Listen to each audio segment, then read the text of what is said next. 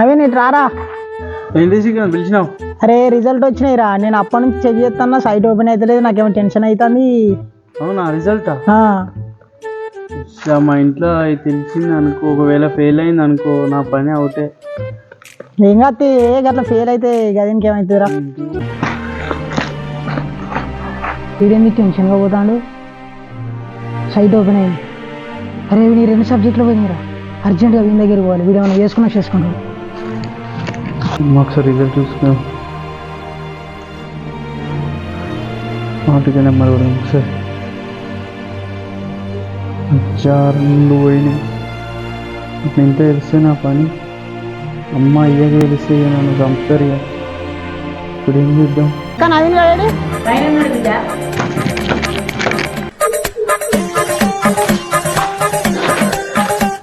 2 ఎగ్జామ్లు పోయినాయి. ఇప్పుడు ఫ్రెండ్స్ తెలిసినా ఇంట్లో తెలిసినా ఘోరంగా అవుతుంది. బయటికి పోతే పరుగు పోతే తెలుస్తే ఒకవేళ అమ్మ ఏం చేయాలి? అమ్మ వీళ్ళు తెలిసే పోతే నేను చచ్చిపోవడం బెటర్. నేను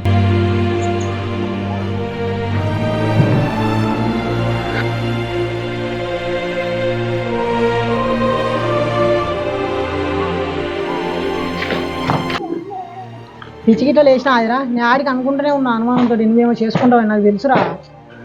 ఏం చేయమంటారా? 2 సబ్జెక్టులు పోయినాయి.